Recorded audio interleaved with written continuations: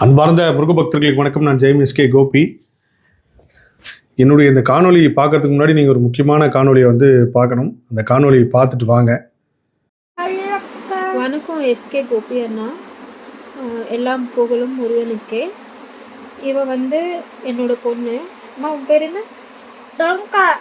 இவ பேர் வந்து தனிகா. இவ வந்து பிறந்ததுலேருந்தே காது கேட்காது அப்படின்ட்டு எங்களுக்கு தெரியாது. சில வார்த்தைகள் தெரிஞ்சதுனால எங்களுக்கு அந்த டவுட் வரல. ஒரு வார்த்தையாக பேசுவா. அம்மா சொல்லுவா, டாடி சொல்லுவா, தங்கச்சி பேரெல்லாம் சொல்லுவா. அதனால எங்களுக்கு வந்து காது பற்றி எங்களுக்கு தெரியல. ஆனால் இப்போ அவளுக்கு வந்து 8 வருஷம் ஆகுது.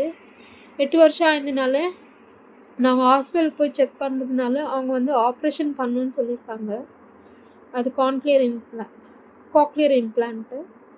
அது பண்ணணுன்னு சொல்லியிருந்தனால நாங்கள் வந்து கோபி சார்கிட்ட ஹெல்ப் கேட்டிருக்கோம்.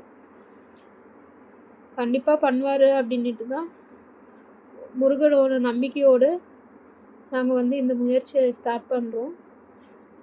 இவ வந்து ஒரு தெய்வ குழந்தை தான். எனக்கு என்னோடய லைஃபே தெய்வத்தின் குழந்தை தான்.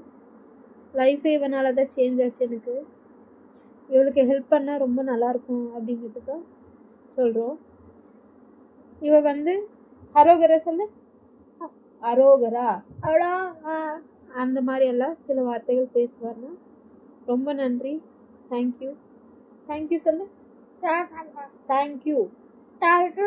Very good. Thank you sir. அந்த காணொலி பார்த்துருப்பீங்க. சுமலதான்னு சொல்லி ஒரு தெய்வ குழந்தை பெற்றெடுத்த தாய் வந்து எனக்கு தொடர்பு கொண்டு இந்த குழந்தைக்கு உதவி வேணும் அப்படின்னு சொல்லி கேட்டிருந்தாங்க.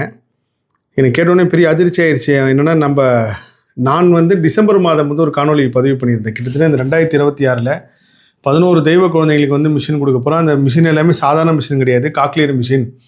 என்னோட மனம் ஃபுல்லாக என்னென்னா, இந்த 11 குழந்தைங்களுக்கு கொடுத்ததுக்கப்புறம் தான் வேறு எந்த உதவியாக இருந்தாலும் யாருக்காக இருந்தாலும் செய்யணும். அது கோவில் உதவியோ இல்லை படிப்பு சம்மந்தப்பட்டதோ இல்லை வேறு எந்த இதுவாக இருந்தாலும் செய்யணும். அதுக்கு நடுவில் சின்ன மிஷின் வந்து டிஜிட்டல் மிஷின் தெய்வ குழந்தைங்களுக்கு கொடுப்போம் அப்படின்னு சொல்லி நான் ஒரு திட்டம் பெரிய அளவுக்கு பிளான் பண்ணி வச்சுருந்தேன். அப்போ அதுக்கு நடுவில் தான் வேல்விழின்னு சொல்லி ஒரு குழந்தைக்கு வந்து கேட்குறாங்க. அம்மா, நான் உங்கள் இந்த குழந்தையோட பேருக்காக நிச்சயமாக செய்யணும். ஆனால் வந்து முருகப்பெருமான் எனக்கு விட்ட பணிப்படி கிட்டத்தட்ட இந்த 11 குழந்தைங்கள 6-7 மாதமாக கேட்டுட்ருக்காங்க. இவங்களுக்கு தான் கொடுத்ததுக்கப்புறம் உங்கள் குழந்தை கொடுக்க போகிறோம் அப்படின்னு சொல்லி நான் சொன்னேன். அவங்க ரொம்ப ஒரு மாதிரி ஃபீல் பண்ணாங்க. அப்புறம் முருகட்ட உத்தரவு கேட்டு நான் செய்கிறேங்கம்மான்னு சொல்லி கேட்குறப்ப அந்த குழந்தைங்க வந்து 3 வயசு குழந்தை. நான் இது வரைக்கும் கிட்டத்தட்ட ஒரு 82 தெய்வ குழந்தைங்களுக்கு வந்து மிஷின் கொடுத்துருக்கேன். ஆனால் இவ்வளோ சின்ன வயசு குழந்தைங்க வந்து கொடுக்குறது இதுதான் முதல் தடவை. நான் அவங்ககிட்ட சொன்னேன், அம்மா எனக்கு கொஞ்சம் பயமாக இருக்குது, இந்த குழந்தை எப்படி சரியாக வருமா அப்படின்னா, இல்லைங்க சார், நான் எல்லா டாக்டர்கிட்டையும் கேட்டு வந்துட்டோம். இந்த குழந்தையும் முருகனை வேண்டி பிறந்த குழந்தை தான், நீங்கள் உதவி செய்யணும். அவங்க அப்பா வந்து அறுவடைக்கு வந்து மாலை போட்டிருந்தார். எனக்கு அது ஒரு மாதிரி உறுத்தலாகவே இருந்துச்சு. நம்ம மற்ற குழந்தைங்களுக்கு செய்யறதுக்கு முன்னாடி இந்த குழந்தைக்கு செய்கிறோமா இல்லையான்னு சொல்லி கரெக்டாக தியானத்தில் உத்தரவு கேட்குறேன். அப்புறம் முருகப்பெருமான் எழுதி கேட்குறப்போ வேல்விழி குழந்தைக்கு செய்யணும்னு வருது. செஞ்சுட்டேன். செஞ்சு முடிஞ்சதுக்கப்புறம் இந்த சுமலதா அம்மா வந்து தொடர்பு கொண்டு, ஐயா, இந்த மாதிரி என் குழந்தை பேர் தனிக்கா, இந்த குழந்தைக்கு வந்து 9 வயசுக்குள்ளே ஆப்ரேஷன், இப்போ அந்த குழந்தைக்கு 8 வயசு, 9 வயசுக்குள்ளே பண்ணலை அப்படின்னா அதுக்கப்புறம் காக்லியர் மிஷின் கொடுத்தாலும் இந்த குழந்தை காது கேட்காது, நீங்கள் உதவி பண்ணுங்கன்னாங்க. நான் சொன்னேன், அம்மா, நான் வந்து இந்த 11 குழந்தைங்களுக்கு கொடுத்ததுக்கு அப்புறம் தான் மற்ற குழந்தைங்களுக்கு செய்கிறேன்னு இருக்கேன். ஆனால் நீங்கள் வந்து இந்த குழந்தைங்க அவங்க கேட்டது வந்து பெரிய உதவி. கிட்டத்தட்ட அந்த 10 லட்ச ரூபா அந்த மிஷின் அவங்க ஒரு தொகையை ரெடி பண்ணி வச்சுருக்கேன்னு சொல்லி சொன்னாங்க. நான் இந்த குழந்தைக்கு செய்யாமல் மற்ற இவ்வளோ நாள் 7 மாதமாக காத்திரங்களுக்கு செய்யாமல் நடுவில் செஞ்சால் எனக்கு வந்து மனசு உறுத்தலாக இருக்கும். நான் முருகட்ட உத்தரவு கேட்குறேன். அதுக்கு முன்னாடி பெரிய அனுமதி வந்து இன்னொரு குழந்தைக்கு செய்ய வேண்டிய உதவியை நிப்பாட்டிட்டு தான் அவங்க குழந்தைக்கு செய்யணும் போது அந்த அம்மாகிட்ட நான் அனுமதி கேட்குறேமான்னு சொல்லி ஒரு அடுத்ததாக ஒரு குழந்தைக்கு தன்சிக்கா குழந்தைக்கு அப்புறம் அந்த குழந்தைக்கு கொடுக்க போகிற அம்மாவுக்கு வந்து நான் தொடர்பு கொண்டு சொன்னேன், அம்மா, இந்த மாதிரி ஒரு குழந்தை தனிக்கான ஒரு குழந்தை இந்த மாதிரி கேட்குறாங்கன்னு. அந்த அம்மா உண்மையிலே தெய்வ குணத்தோட தெய்வாதீனமாக அவங்க சொன்ன நீங்கள் கொடுங்க ஐயா இந்த மிஷின் அப்படின்னு சொல்லி சொன்னாங்க. எனக்கு பெரிய ஆச்சரியமாக இருந்துச்சு.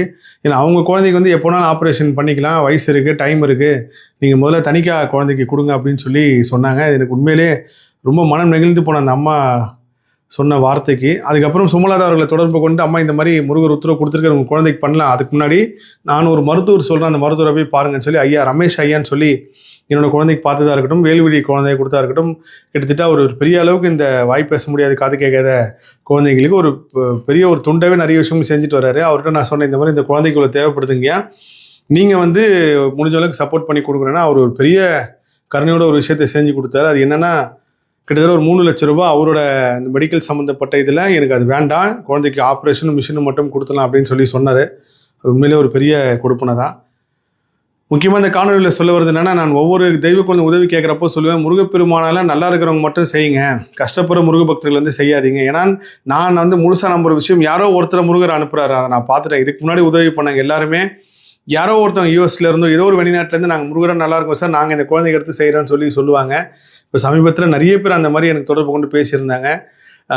எனக்கு ஒரு பெரிய மனம் நெகிழ்ந்து போகிற விஷயம் என்னன்னா, இந்த ஏழ்மை நிலையில் இருக்கிறவங்க கஷ்டப்படுறவங்க கூட 11 ரூபா 50 ரூபான்னு எனக்கு அனுப்புகிறப்போ உண்மையிலே அவங்க நேராக பார்த்துட்டு அவங்க பாதத்தை தொட்டு வணங்கும். இந்த நிலையிலையும் இவங்க ஒரு குணத்தோடு செய்கிறாங்க.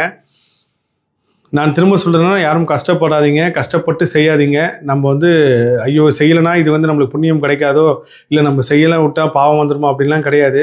உங்கள் மனசு செய்யணும்னு நினைக்கிறது ஒரு பெரிய புண்ணியம் தான். இந்த தெய்வ குழந்தைக்கு, தனிக்கா குழந்தைக்கு உங்களால் முடிஞ்ச உதவி, முருகப்பெருமானை நான் நல்லா இருக்கேன், நான் கேட்ட வாழ்க்கையை முருகர் கொடுத்துருக்காரு, நல்ல வசதியோடு இருக்குன்றவங்க மட்டும் இந்த தெய்வ குழந்தை தனிக்காக உதவி பண்ணுங்கள். தன்சிகா குழந்தைக்கு வந்து விரைவில் மிஷின் கொடுத்து அந்த காணொலியும் நான் பதிவு செய்கிறேன். ஒவ்வொரு தடவையும் ஒவ்வொரு தெய்வ குழந்தைக்கு தலையெழுத்து மாற்றுறதுக்கு வந்து நான் ஒரு கருவியாக இருக்கன்றப்போ அது ஒரு பெரிய சோதனைகளையும் கொடுத்து, இப்போ இந்த காணொலி பதிவு செய்கிறதுக்கு முன்னாடி கூட இதே மாதிரி ஒரு விஷயத்தை பேசி எடுத்து பார்க்குறோம், ஆடியோ வரவே இல்லை. திரும்ப 2வது காணொலியாக அதை நான் பதிவு செய்கிறேன். இயற்கை அனுமதிச்சா மட்டும்தான் எல்லாத்தையும் செய்ய முடியுன்றதுக்கு என்னோட வாழ்நாளில் நடந்த சம்பவங்களே அதுக்கு ஒரு பெரிய சாட்சி. கொடுப்பதும் முருகனே, கொடுக்க வைப்பதும் முருகனே. உதவுங்கள். எல்லா புகழும் முருகனுக்கே. நன்றி.